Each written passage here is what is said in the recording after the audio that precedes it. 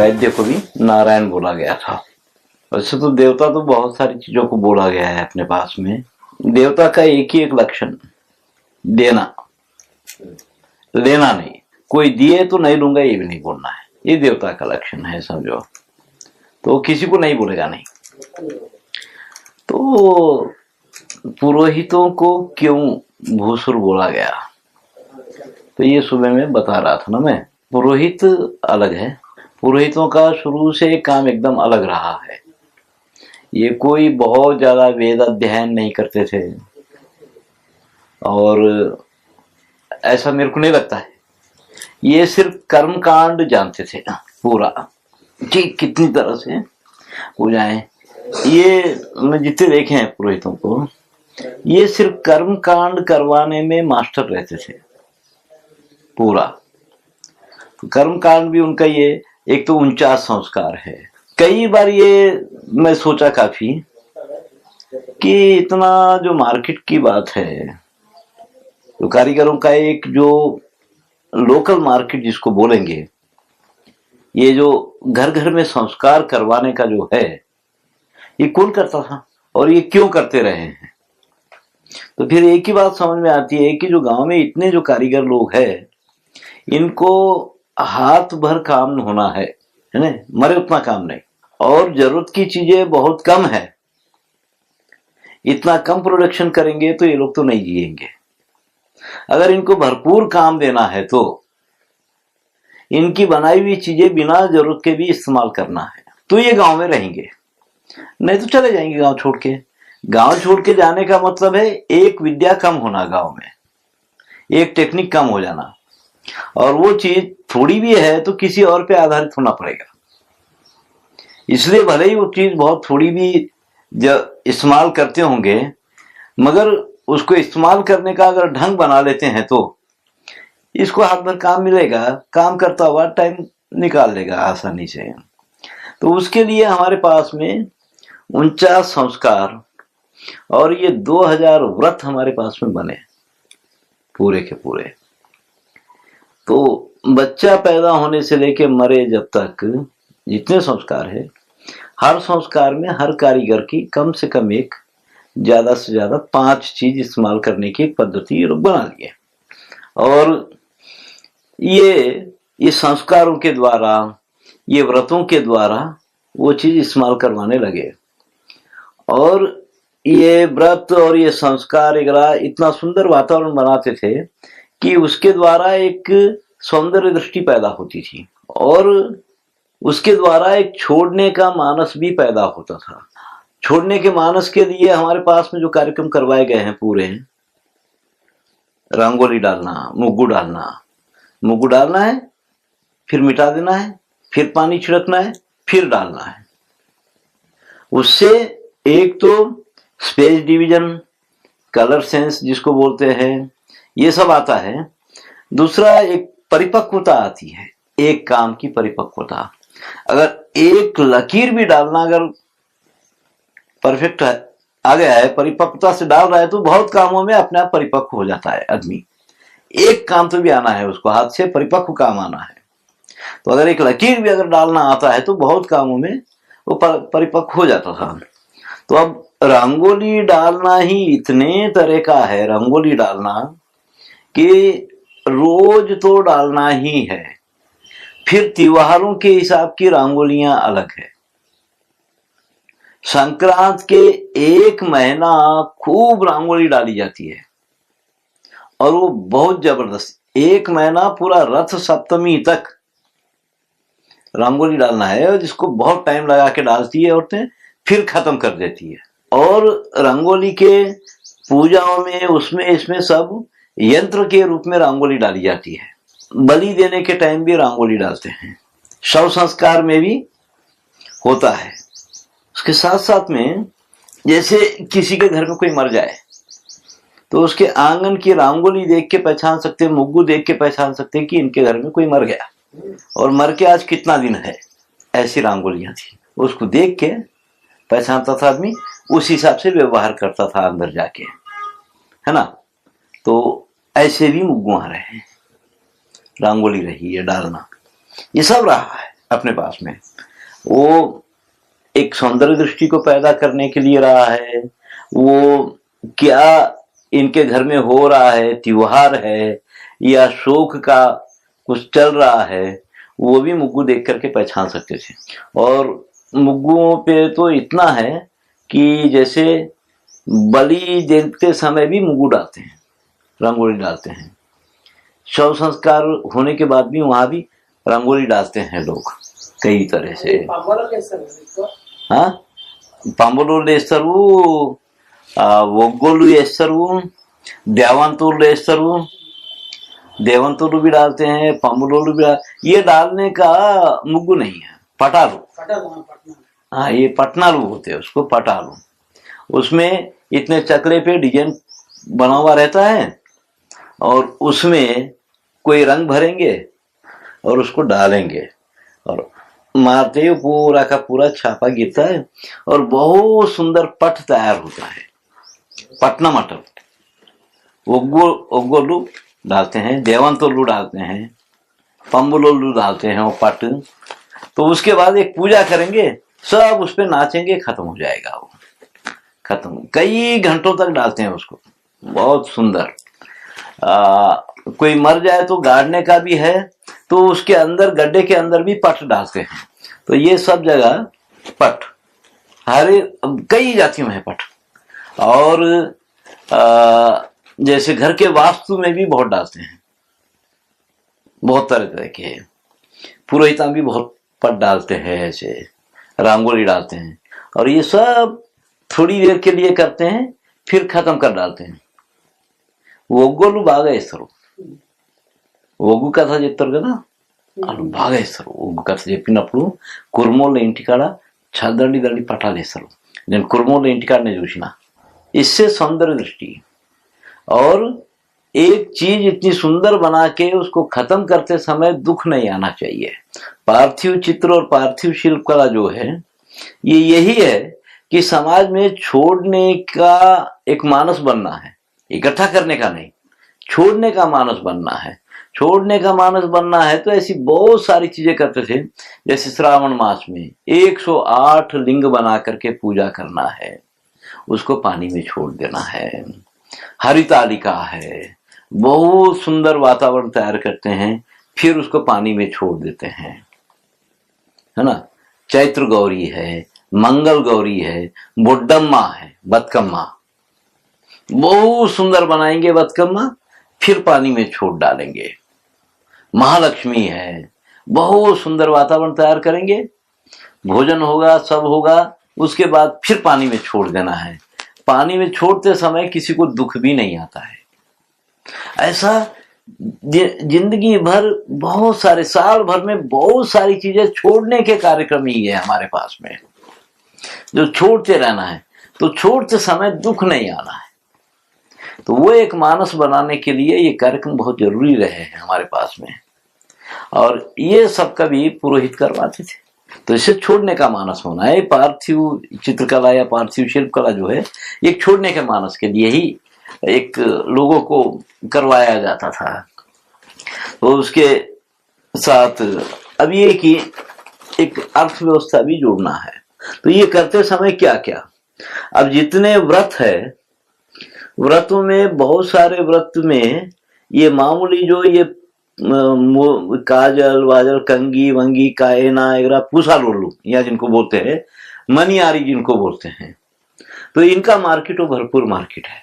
उस पूजा में छोटा सा आईना, कंगी, छोटा सूप, काजल, चूड़ियां, ये सब उसमें होता है। तो वो पूसा लोगों का एक जबरदस्त मार्केट था वो। ये छोटी छोटी पूजाएं, पूरा ये मनियारी सामान वालों का मार्केट, कंगी का मार्केट उसमें है। कंगी के लिए हमारे पास संप्रदाय है, पद्धतियां हैं कि कंगी कब बदलना है, कब उसको तोड़ना है, इसके संप्रदाय। घर में मर जाने के बाद, कोई भी मर जाने के बाद 2-4 दिन तक या कई दिन तक कंगी नहीं लगाते हैं सर पे। जिस दिन पहली कंगी लगाएंगे उसको फेंक डालते हैं, उठा के तोड़ डालते हैं, फिर नहीं लेना है। तो कई बार नई कंगी लेते रहना है। इनका मार्केट रहना है ना पूरा। तो इस तरह से वो एक बड़ा ये था। तो ये पुरोहित वर्ग पूरा हर एक का एक लोकल मार्केट, घरों के अंदर का एक लोकल मार्केट जो छोटा छोटा होता था, ये करवाता था। उनकी चीजों को लाना है, उनका मान करना है, चीजों को लाना है, इस्तेमाल करना है। साल भर में ये सब चलते रहता था।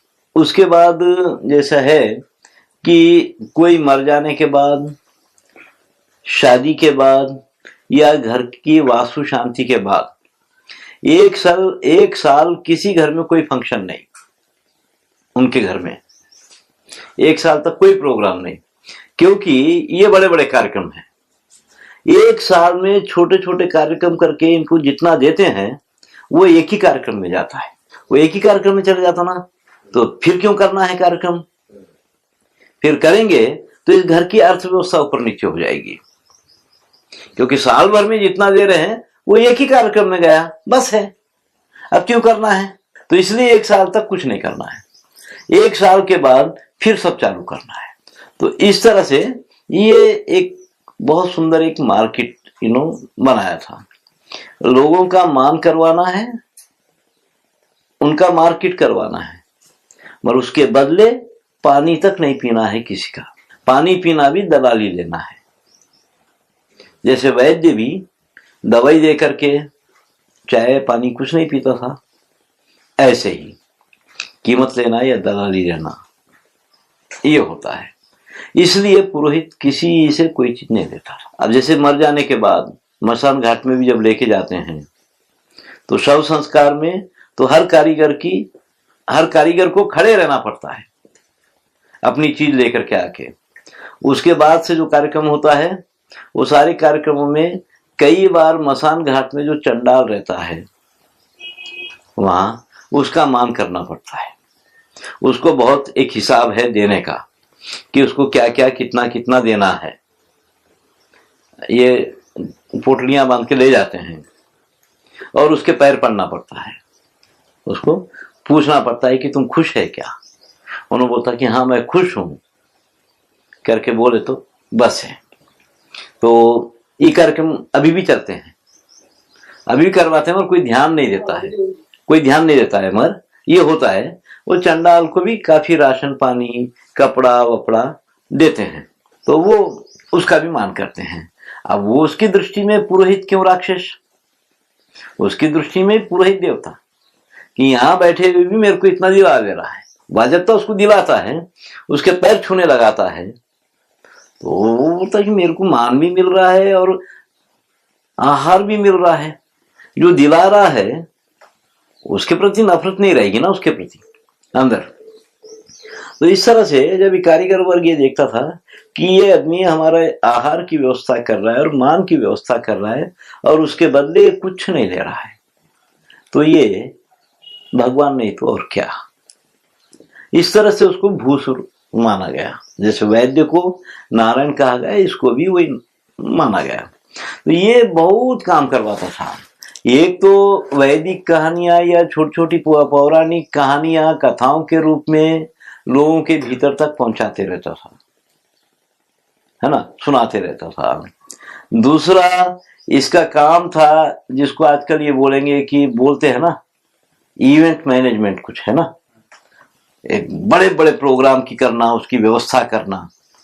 तो ये कभी अतिवृष्टि या अनावृष्टि होने के समय पे बहुत बड़े बड़े यज्ञ करवाता था। शतचंडी याग, लक्ष चंडी याग या सोम याग, ऐसी कल्पना करते थे। तो ये इतने बड़े बड़े यज्ञ होते थे कि कई महीनों तक सबको काम मिल जाता था, आहार की व्यवस्था हो जाती थी, गांव में समृद्धि आ जाती थी। ऐसे भी वो करवाता था खूब कार्यक्रम, और लोगों से भरपूर श्रमदान भी वो करवाता था। हर कार्य में श्रमदान, हर कार्य में श्रमदान, थोड़ा थोड़ा श्रमदान करना है। तालाब की पूजा करवाया, स्नान करो और 5 पिंड मिट्टी निकाल के रखो, फिर स्नान करो। और 1000 लोग उस दिन उसमें स्नान किए तो 5000 पिंड मिट्टी बाहर आ जाती थी, बस है, उससे ज्यादा क्या चाहिए। इस तरह के छोटे छोटे श्रमदान भी बहुत करवाता था और लोगों को बिल्कुल ये बताते रहता था कि अब चैत्र मास है, अब नीम की दतुन नहीं करना है, अब पत्तल में खाना नहीं खाना है, कौन सी चीज कब खाना है, कब बंद करना है। संक्रांत होते ही लोग पूछते थे, मूली खाना बंद, चिकड़ू बंद, बसंत पंचमी होने के बाद पुदीने की चटनी खा सकते हैं, बसंत पंचमी से पहले नहीं। तो ये बहुत सारी ये छोटी छोटी चीजें वो लोगों को बताते रहता था बैठ करके, कि रात में झाड़ को हाथ नहीं लगाना, छायादार वृक्ष है उसके नीचे पेशाब नहीं करना, सड़क से कितना दूर जाके पेशाब करना है, छायादार वृक्ष है उससे कितना दूर जाके पेशाब करना है, तालाब में पेशाब कर सकते या नहीं, ये सारी चीजें लोग उससे पूछते थे, वो बताता था। गांव में बैठ करके वो इस तरह एक ही सारे काम करते रहता और उसका चलता था अपना। उसका धर्म ये था, सुबह से उठ के गांव में 3-4 बजे उठ के उषस के दर्शन करके वो अपना जो भी करना है वो कर लेना है। खर्च उसका यजमान लोग जो देते हैं सीधा उस पे उसका खर्च चलता था, या उसके कुछ अपने यजमान होते थे वहां उसका भोजन होता था। तो सुबह उठ करके वो अपना पूजा पत्री अपना जो जो करना है वो करके 7 बजे से लेकर 9 बजे तक गांव की सभा लगाता था। ज्यादातर गांव के लोग उसके पास बैठते थे, बैठ के बहुत शास्त्र की चर्चा कि कैसे होना है, क्या क्या होना है, ज्योतिष के हिसाब से क्या होने वाला है, बरसात कैसे होगी, क्या फसल डालना है, किस नक्षत्र में, वो नक्षत्र कौन सा कब है वो बताओ, क्योंकि उत्तरा नक्षत्र है। उत्तरा नक्षत्र के दिन किसी बेल को फल को हाथ में लगाया जाता है, क्योंकि उस दिन उसको हाथ लगाने से फल भी कड़वा हो जाता है, उसका बीज भी कड़वा हो जाता है, फिर सब्जियां कड़वी हो जाती है। तो उत्तरा नक्षत्र कब है पक्का वो बताता है कि इस टाइम से इस टाइम तक उत्तरा नक्षत्र है, इसमें कोई हाथ नहीं लगाना। तो ये सारी जानकारियां वो देता था नक्षत्रों की, यग्रा की। इसलिए बाद में 12 बलूतेदार में ग्राम जोशी भी एक बलूतेदार माना जाता है, जो गांव का ये सब कुछ बताता करता है।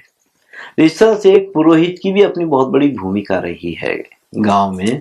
ये बात जरा मैं कमी करता हूँ लोगों से इनके बारे में कभी नहीं किया ये बात ज्यादातर, क्योंकि इनकी जो भूमिका रही, ये जो करते थे ये सब, बहुत बड़ी आस ये लोगों को भी नहीं रहती थी, क्योंकि आज इसके घर पे है, कल उसके घर पे है, कल भी मिलेगा खाना, क्या करने के लिए इकट्ठा करना है।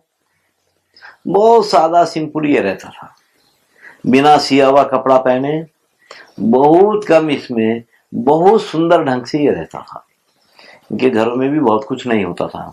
हाँ, पुरोहित की बेटे की शादी होती थी तो यह शादियों के समय क्या रिवाज था कि अगर एक ब्राह्मण के बेटे की शादी हो रही है तो लड़की वाले इनको दूल्हे के हिसाब, लड़के के वजन के ग्रंथ देते थे दहेज में, इसको तोल के ग्रंथ देते थे उसके वजन के। अगर कुंबी के घर में या रेड्डी के घर में शादी हो रही है तो एक आम बोती सुने, एक बड़ा अच्छा सांड देता था वो कि हमारी नस्ल वहां बढ़ना चाहिए। तो जितने जो जो लोग हैं उनकी अपनी खास जो चीज है वही दहेज में देते थे, वही दहेज में देते थे। अब यहाँ पे जब ये चर्मकारों के वहां शादी होती को हम देखे हैं तो वो लोग बहुत सुंदर औजार भेंट करते थे एक दूसरे को। जब मिलते थे तो निशानी के तौर पे पहले औजार देते थे, बहुत सुंदर औजार, चांदी की मूठ लगा के बड़े सुंदर औजार एक दूसरे को भेंट करते थे कि निशानी रहना है, तो वो उनके काम में भी आना है और याद भी रहना है। ऐसी चीजें दहेज में दी जाती थी जो उनके इस्तेमाल में आए, काम में आए। तो इस तरह से तो ये एक पुरोहितों की व्यवस्था में बताया थोड़ी बहुत। तो ये लोग एक मानस बनाने में काफी बड़ी भूमिका रही है इनकी अर्थव्यवस्था में, और ये पूरे गांव की एक अर्थव्यवस्था को कंट्रोल में रखे हुए थे। पुरोहित की एक खास बात ये थी कि वो हाथ में कभी पैसा नहीं लेता था, बिना पैसा हाथ में लिए बड़े बड़े कार्यक्रम करवाता था। आज तक ऐसा कोई एनजीओ पैदा नहीं हुआ है जो बिना हाथ में लिए कोई कार्यक्रम करवा रहा है। मगर ये करवाता था, हाथ में एक भी पैसा नहीं पकड़े बिना बड़े बड़े कार्यक्रम करवा डालता था। वो एक पद्धति थी उसकी। कभी लगता है कि उसको समझना चाहिए। जमींदारी के बाद तो खैर इनकी भी दुर्गति हुई, ये भी बहुत भ्रष्ट हुए, वो हुआ है सब ऐसा। मगर शुरुआत में ये सब लोगों का जैसे रहा है, इस तरह से रहा है। शिक्षा क्या है? अब हमारे पास में 3 ऋण माने जाते हैं, देव ऋण, पितृ ऋण और ऋषि ऋण। तो देव ऋण क्या है, पितृ ऋण क्या है और ऋषि ऋण क्या है? तो ये 3 ऋण से विमुक्त होना है आदमी। तो जैसे एक ब्राह्मण का बच्चा है तो उसको ये तीनों ऋणों से विमुक्त होने की कोशिश करना पड़ता है। जो जरा बुद्धिजीवी बन जाए उसको कोशिश करना पड़ता है, ये बेईमान हो जाता है, उसको कोशिश करना पड़ता है। तो 3 ऋण ये है कि देव ऋण नित्य अपनी जो भी है पूजा भक्ति करके देव ऋण से विमुक्त होता है। और पितृ ऋण से जैसे हम पैदा हुए हैं ऐसे ही हम शादी संसार करके संतान को पैदा करना है और बड़े लोगों का पिंडदान पितृदान पितृ कार्य करना है, तो पितृ ऋण से विमुक्त होता है। फिर ऋषि ऋण रहा है। ऋषि ऋण ये ऋण है कि जो विद्या हम अपने गुरुओं से सीखे हैं वो विद्या एक से श्रेष्ठ शिष्य को ढूंढ करके उसके अंदर डालना है, तो वो ऋषि ऋण से विमुक्त होता है। विद्या को आगे देना है, अपने पास रख के नहीं मर सकता। तो वो ऋण सबसे बड़ा ऋण माना गया है कि वो ऋण देना है लोगों को। उसके बाद ये ऋषि ऋण से विमुक्त होता है। तो एक कारीगर, जो भी कारीगर है वो कारीगर ये तीनों ऋणों से सहज ही विमुक्त होता था, है ना। उसको इसके लिए बहुत प्रयत्न नहीं करना पड़ता था। वो घर छोड़ के भागने की कभी कल्पना नहीं करेगा। शुरू से ही उसको इतना बड़ा सब ततंग है, इतना सब कुछ है, वो घर छोड़ के भाग जाऊंगा, उसमें वैराग्य ऐसा कोई पैदा ही नहीं होता। काय के लिए सब चल रहा है, प्रपंच चल रहा है, चलने दो ना। वो घर छोड़ के भागने की कल्पना करता ही नहीं था। सहज ही अपना जो भी घर में है, जो भी पूजा पद्धति करने की पद्धति है वो करता था। जो भी देवता को मानना है मानता था, जैसा भी करना है वो करता था। अब उसके बाद जो विद्या अपने बाप लोगों से सीखा है, सहज ही शादी ब्याह करके जो बच्चे होते थे बचपन से ही सहज ही वो विद्या उनको देना चालू करता था। वो विद्या उसमें समाती थी। ये तो ऋषि ऋण से विमुक्त होना है। वो भी अपने पितृ कार्य करके, शादी संसार करके, पितृ कार्य वो भी करके सहज ही पितृ ऋण से भी विमुक्त होता था। ये तीनों ऋणों से वो विमुक्त हो जाता था अपने आप। मगर जहां शास्त्रों के ज्ञाता है वो लोगों के लिए ये 3 ऋण से विमुक्त होने के लिए कोशिश करना पड़ता था, क्योंकि वो पढ़ करके, क्या तो पढ़ के इसकी खोपड़ी ऊपर नीचे हो जाती थी, वेदांत गीदांत पढ़ के, नहीं मैं शादी नहीं करूंगा, मैं संसार नहीं करूंगा, त्याग वाग की बात करता था वो। तो उनको जबरदस्ती से ये ऋण करना है, विमुक्त करने के लिए वो सब कुछ याद दिलाया जाता था बार बार कि तुमको ये करना ही है भाई, आओ नहीं तो नहीं चलेगा। तो हमारे पास में एक तो विद्या सहज ही अपने घर पे आसानी से सीखता था बच्चा। जो उसकी घर की विद्या है, उसके घर से बड़ा विद्यालय और कुछ नहीं हो सकता था। वहां हर टेक्निक की विद्या वो जानता था। वहीं पे वो टेक्निक, वो रॉ मटेरियल, उसे वस्तु तैयार करना, उसकी कलाकारी पूरा, उसका मार्केटिंग सिस्टम, उसको आसानी से वहीं पर आ जाता था, मिल जाता था पूरा, है ना। उसके लिए कहीं और जाके ट्रेनिंग लेने की जरूरत नहीं थी।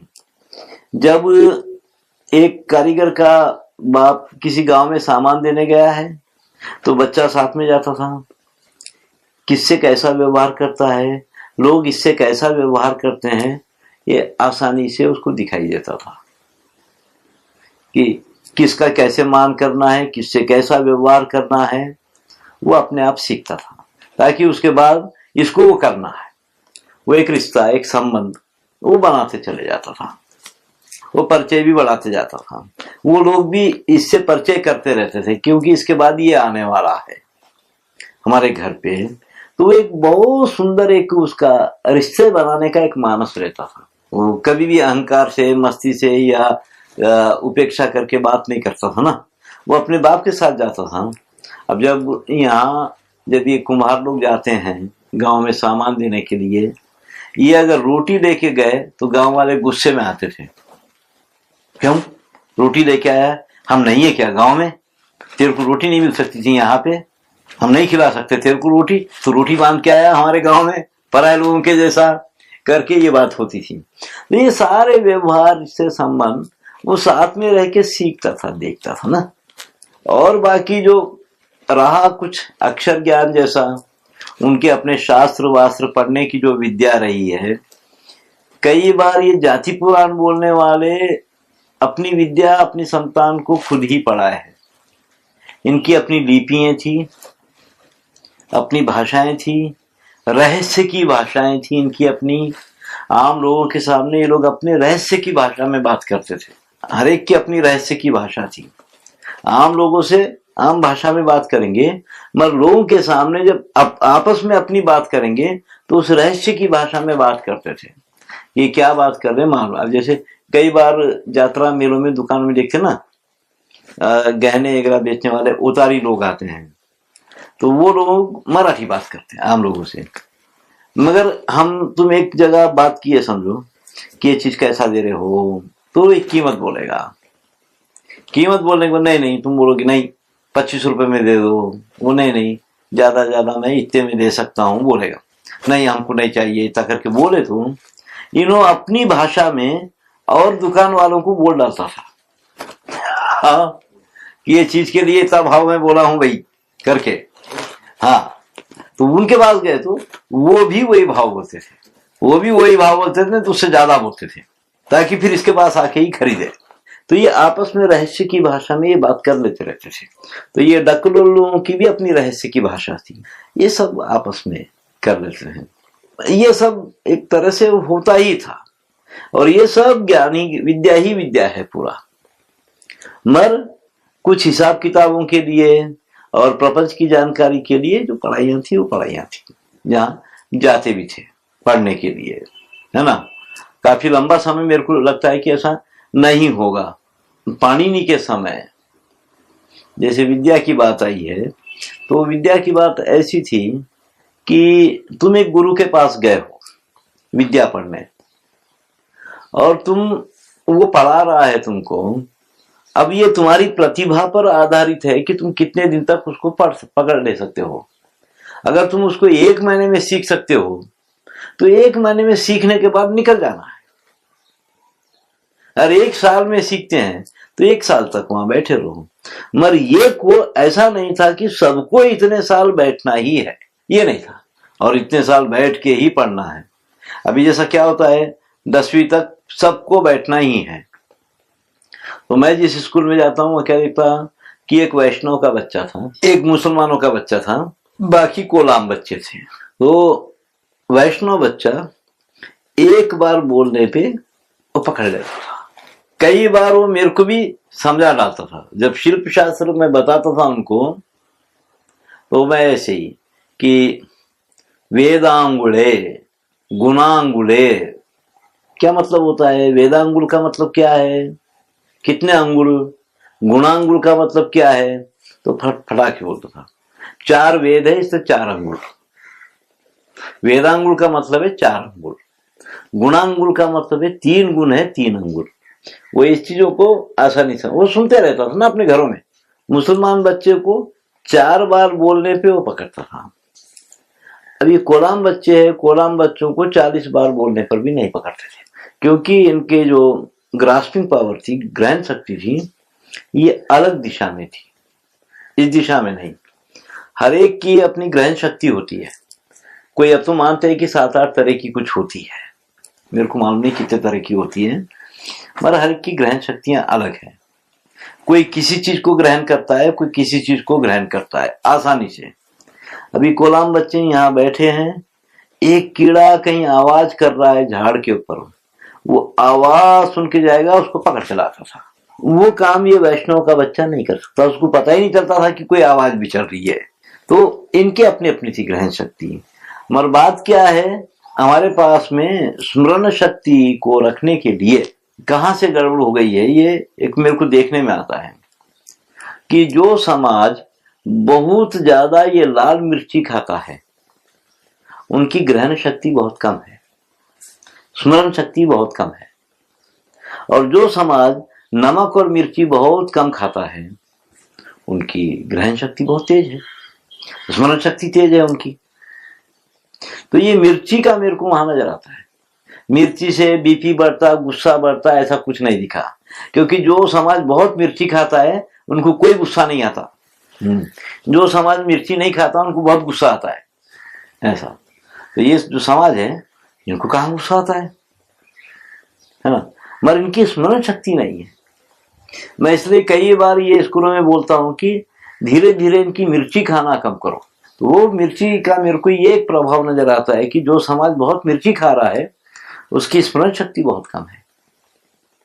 तो स्मरण शक्ति को बढ़ाना है तो सुनी हुई चीज याद रखना है, वो नहीं रखेगा तो फिर ये पढ़ नहीं पाएगा। स्मरण शक्ति को बढ़ाने का जो कार्यक्रम रहा है हमारे पास में, वो सिर्फ वेद पंडितों में, वेदों को याद रखना रहता था पूरा, और बहुत याद रखना रहता था।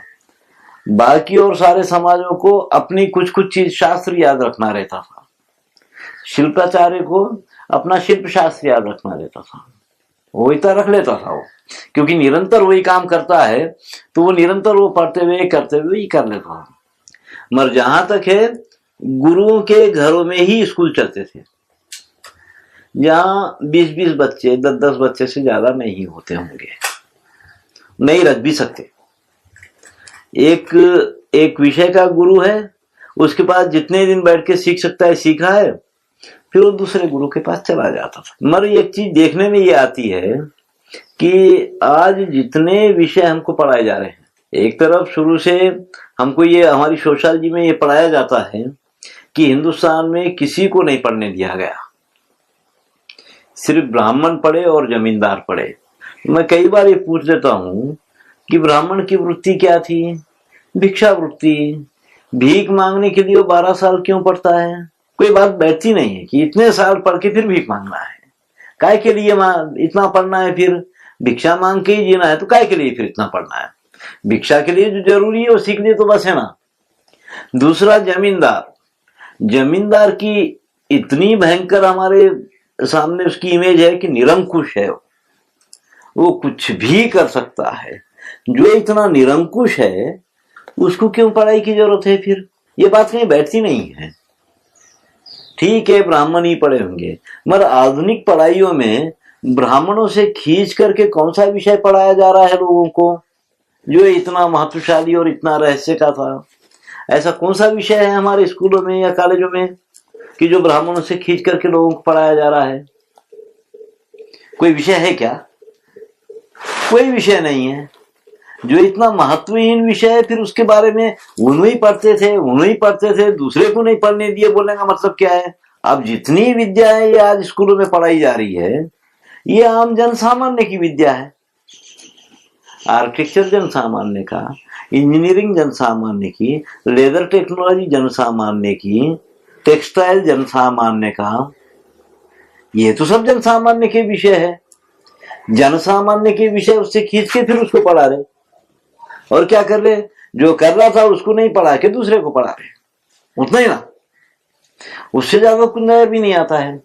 तो जो विषय रहे हैं, महत्वशाली विषय रहे हैं, जो जरूरी है, इंजीनियरिंग या फिर लॉ, कानून, या फिर अर्थशास्त्र, और फिर मेडिकल, वैद्य शास्त्र, ये पढ़ने की चीजें रही है ना। तो ये हमारे पास में हर एक के लिए थी। कोई एक आदमी एक ही विषय पढ़ के मास्टर नहीं बनना है, हर एक को तो हर विषय पढ़ना ही है। तो उस समय मेरे को क्या दिखता है कि वैद्यों के लिए हमारे पास कोई जाति नहीं बनी है ना, हर जाति वाला वैद्य है अपने पास में। तो कैसे बन गया हर जाति वाला वैद्य? किसके पास दवाइयां नहीं मालूम है, किसको नहीं मालूम है? हर एक को मालूम है अपने पास में। कैसे मालूम है इनको? फिर उसको इतना रहस्य से रखा जाता है, छुपा के रखा जाता, ऐसी बात नहीं है फिर। तो उस समय क्या था कि जैसे एक कारीगर है, बांस का काम करने वाला है, तो बांस कितने तरह का बांस होता है, कितने वैरायटी का बांस है, वो जानकारी उसको रहना है।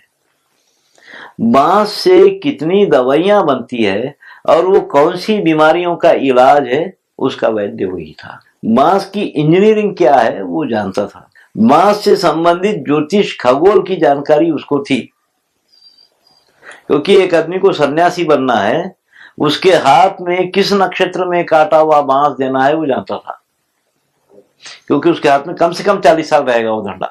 सुबह जैसा बताया कि बंसोड़ डंडा देता है बांस का, और वो उसके हाथ में 40-50 साल रहेगा, इतना लंबा समय तक रहना है। तो किस नक्षत्र में काटने से बांस को कीड़ा नहीं पकड़ेगा, क्या नहीं हो, ये वो जानता था, उसकी जानकारी उसको ही थी। बांस से संबंधित पूरा अर्थशास्त्र, मार्केटिंग सिस्टम उसके अपने हाथ में था। बांस से संबंधित लॉ भी वही जानता था, कानून भी उनका अपना ही था। ऐसे ही एक चमड़े का काम करने वाला भी, चमड़े से कितनी दवाइयां तैयार होती है, सिंग से कितनी दवाइयां तैयार होती है, और वो कौन सी बीमारियों का इलाज है, उसका वैद्य वही। चमड़े से संबंधित ज्योतिष का ज्ञान उसको होना ही है। जैसे इसको सब कुछ है वैसे उसको भी है। ऐसे ही बढ़ाई भी, कि जितना मेटेरियल वो इस्तेमाल करता है उससे क्या, हमारे पास बढ़ाई भी बहुत बड़े वैद्य रहे हैं, वडलोलू है ना, वो भी काफी वैद्य रहा है, लोहार भी वैद्य रहा है, हर जाति का आदमी अपने पास में वैद्य रहा है। भाई जब्बू जैसे ఏం జబ్బు లేచిందో కొన్ని, जैसे कुछ फोड़े हो जाते थे तो वो फोड़ों का इलाज करता था मोची। सबको मालूम रहता था कि इनकी पास सिरकला नहीं, దానికి మాలోళ్ళు మాలా ఇస్తారు, కట్టెపూడకలతో नहीं, ये पूछने करना। तो ये जो था कि हर आदमी हमारे पास में वैद्य था, हर आदमी कलाकार था, हर आदमी इंजीनियर था, हर आदमी का के भीतर हर विद्या को डाला गया था। इतनी समान पढ़ाई शायद किसी अभी के युग में तो कोई कल्पना भी नहीं कर सकता है। तो वो जो हमारा विद्या विधान रहा है वो एक तरह का रहा है पूरा।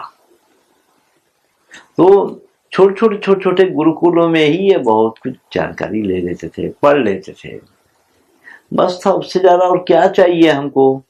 हर विद्या उसके हाथ में है। जैसे घोटुल है, बस्तर में घोटुल है। अब वो घोटुल के बारे में बहुत लोग बहुत बुरा लिखे हैं, सेक्स के सेंटर है, वो है, ये है, काफी लिखे हैं। मगर जब मैं गया घोटुल की जो पद्धति देखा, मेरे को बहुत अच्छी लगी वो पद्धति, क्योंकि जवान लड़का और लड़की वहां रहते हैं रात में, कई लड़के और कई लड़कियां रहती हैं वहां पे, कोतवाल होता है, उसकी निगरानी रहती है उसके ऊपर। तो गांव के बड़े लोग जो है उनके पास जो जो विद्या उनको आती है वो विद्या उन लोगों को सिखाते हैं। जैसे वाद्य बजाना सबको आना है, तो वाद्यकार सबको ढोल बजाना सिखाएगा, सबको नाचना सिखाएगा। उस गांव का जो वैद्य है वो सबको आयुर्वेद की जानकारी देता है। उस गांव का अपनी जाति का क्या इतिहास है वो उनको पढ़ाया जाता है, वो लोग सुनाते हैं कि ये हमारा इतिहास है, इसको तुम याद रखो, आगे की संतान को ये इतिहास बताना है। और उनको शिकार खेलना सिखाया जाता है, ये लोग शिकार करना सिखाते हैं उनको, लड़के को सीखना है, लड़की को सीखना है, सब ये। तो इस तरह से हर विद्या वो सीखते हैं वहां पर, हर विद्या आसानी से सीखते हैं। एक साल 1.5 साल के अंदर में, साल भर के अंदर में एक लड़का और लड़की शादी करने के लिए तैयार हो गए हैं तो शादी भी करते हैं। और ये घोटुल के पूरे लड़के मिलकर के उनको एक घर बना के देते हैं। अपना घर कैसा बनना है वो उनको सिखाया जाता है। अपना घर कैसा बनना है, अपनी शिकार की व्यवस्थाएं क्या है, अपना इतिहास क्या है, अपना आयुर्वेद क्या है, अपना नृत्य क्या है, आसानी से वो सीखता है पूरा। इससे अच्छी व्यवस्था और क्या हो सकती है? विद्या व्यवस्था वो सीख लेता है, जितना उसको जरूरत है वो सीख लेता है पूरा का पूरा। बाकी जिसे काम ही नहीं है वो सीख के करेंगे क्या।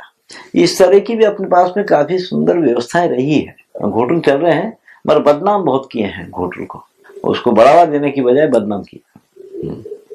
पुराना काल से चलता है, बहुत पहले से चलता है। ऐसी अपने पास में बहुत चलते रही है।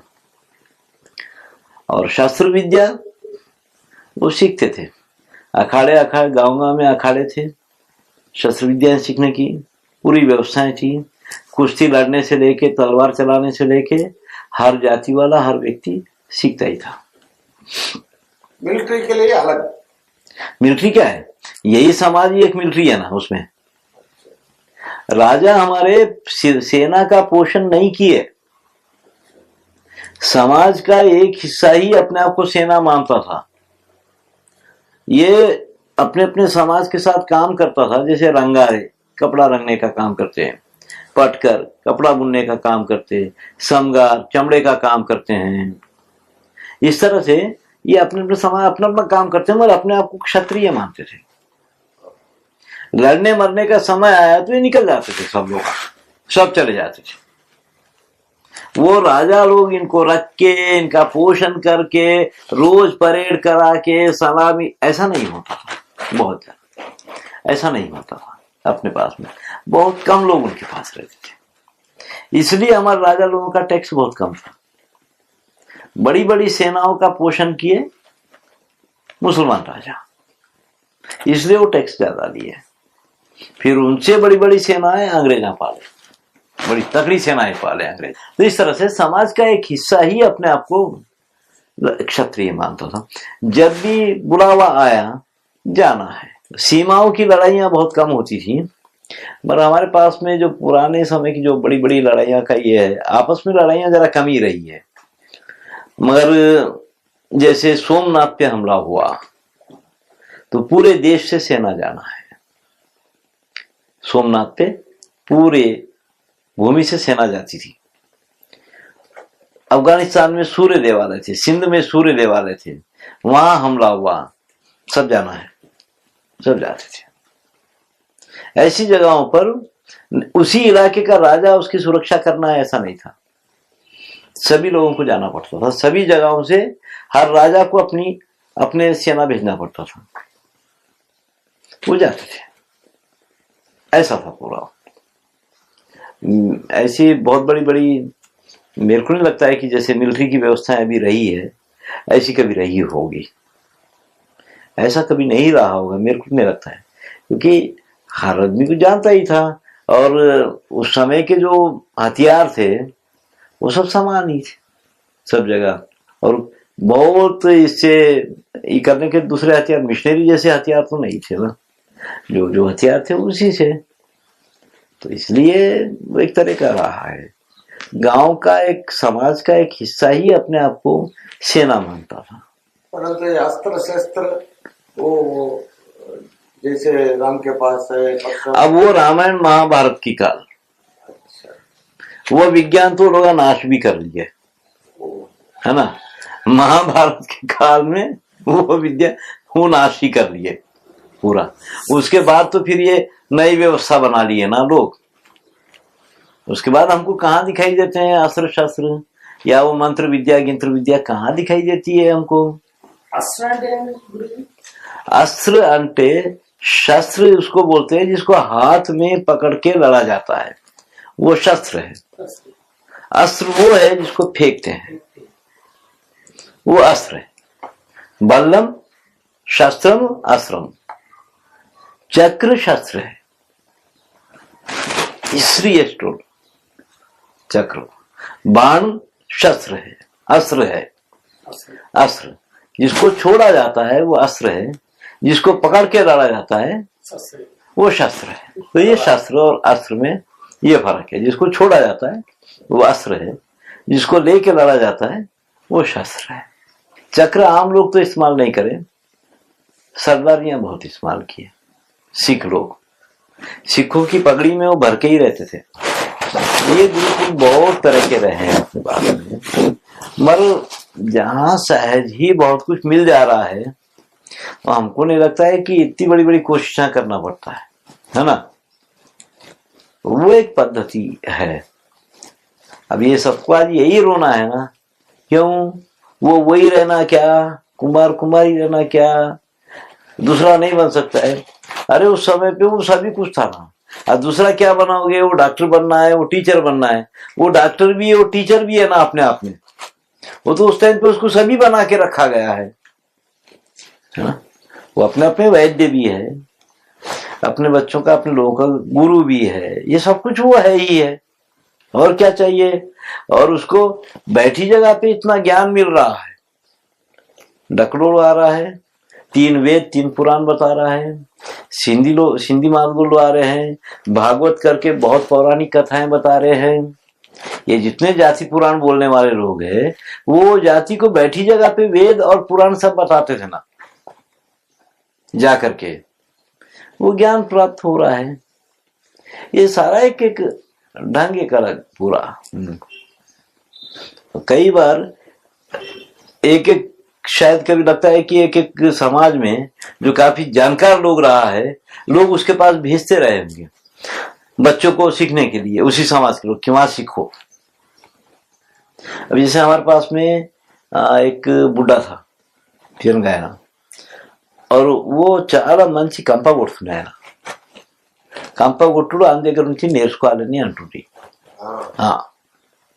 ఏ కంప ఎట్ట కొట్టాలి, ఎట్టం పెట్టాలి, कंपा नाटुड़ू। उसके बाद बहुत लोग बच्चे को भेजते थे, हाँ నేర్చుకుంటారు దగ్గర నుంచి పోయి కంప కొట్టుడు. అదే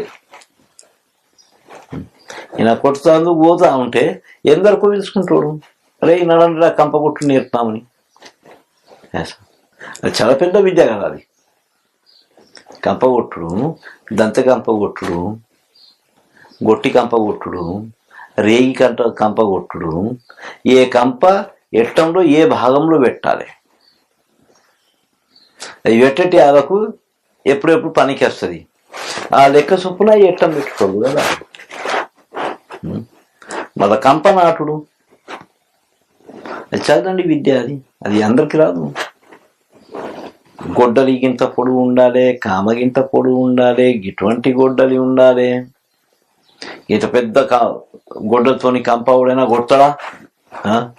ఈ సైజ్ కంప గొడ్డలి ఉండాలి, దాని కామ గింత పొడుగు ఉండాలి, అయితే ఏ ముళ్ళు గుచ్చదు. ఇవన్నీ ఆయన చెప్పేటోడు.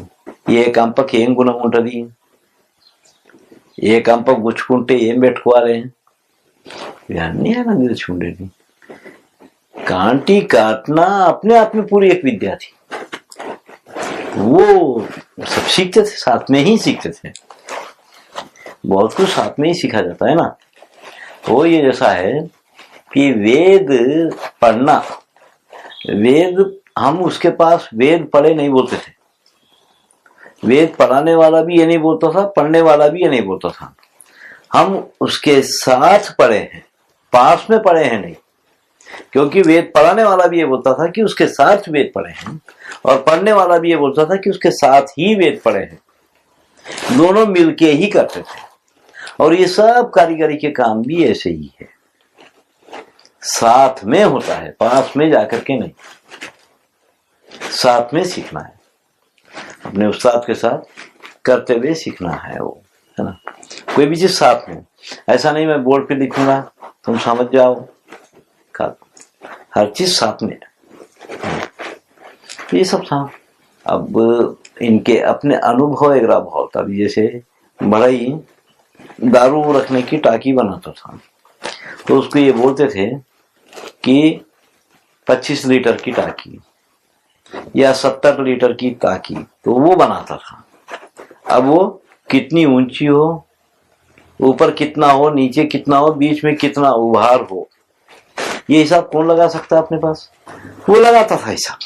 अब हमारे पास में आम स्कूल का बच्चा तो ये हिसाब नहीं, कॉलेज का बच्चा भी ये हिसाब नहीं लगा के दे सकता. उसको कितनी ऊंची होना है, उसका व्यास कितना होना है, नीचे से कितना है, ऊपर से कितना है, इतना होने से इसमें 70 लीटर दारू आएगी या पानी आएगा. कौन बताता अपने पास में हिसाब? मगर वो बनाता था. डाल के बताता था, माप के डाल के बताता, चल 70 लीटर है, 70 लीटर, कब नहीं जाना नहीं, वो जानता था। और ये सारी चीजें, ये पूरा गणित हमारे पास सूत्रों के रूप में, गाने के रूप में बहुत प्रचलित रहा है। आयुर्वेद भी पहेलियों के रूप में बहुत रहा है, गणित बहुत रहा है, उसके सूत्र ऐसा बहुत रहे हैं। हालांकि भास्कराचार्य, ललितांबा एगरा जो बीज गणित एगरा सब करते थे, अब ये गणित ज्योतिष के लोगों के लिए बहुत ज्यादा था। ज्योतिष लोगों का गणित अलग था, क्योंकि उनको तो ये जो नक्षत्रों के उसके इसके हिसाब लगाना है, वो गणित पूरा एक अलग रहा है। अब जिसको जितनी जरूरत है, जैसा चाहता है उस हिसाब से उसको मिल गया, बस ये क्या करने का है ना। मगर ये था कि ये सारी चीजों को पे रिसर्च होना और वो जन सामान्य के भीतर जाना, यानी कि पूरे रिसर्च करके इन पे, वो तो होते रहे हैं। तो उसके लिए हमारे पास में पीठ रहना चाहिए जगह जगह पे, कि जहां ये सब कार्यक्रम होते रहते थे, हर सारी चीज पे रिसर्च होना है। वो लोग कुछ अलग लोग रहे होंगे जो ये करते रहते थे सब कुछ। वो नालंदा, श्री पर्वत, तक्षशिला जैसी जगहों पे वो होता रहा होगा, वहां से लोग सीख वाक करके आके गांव में उसका प्रचार करते रहे होंगे। ऐसा बहुत कुछ रहा है आपके पास भी। जाति का मतलब एक है कि एक जो अनेक करते हैं, एक ही काम है जो कई लोग मिलके करते हैं, वो एक जाति होती है अपने आप में। एक जो अनेक करते हैं, मिट्टी का काम है कई लोग कर रहे हैं, वो अपने आप को एक जाति बनाएंगे। जैसे आज यूनियन बना लेते हैं, हर एक का, ऑटो वालों का यूनियन है, ऐसा वो एक जाति। जाति मतलब यूनियन, उतना ही और कुछ नहीं है। कुल, कुल कैसा है कि तुम्हारे घर में कौन से देवी का या देवता का पूजा होता है। नरसिम्हा है समझो, इनके घर में भी नरसिम्हा है, इनके घर में जितने घरों में नरसिम्हा है, ये एक कुल वाले माने जाते थे। एक कुल देवता जितने घरों में है, वो सब एक कुल के माने जाते थे। फिर दूसरे देवता है, किसी के घर में हयग्रीवा है, तो वो हयग्रीव जितने लोगों का है, वो अपने आप में एक कुल माना जाता था। ऐसा तो जितने घरों में जो कुल देवता सिंबल था, वो जितने घरों में वो आपस में एक कुल होता था। मत, मत अलग चीज है। मत जैसा है कि मत से ही कुल बने हैं।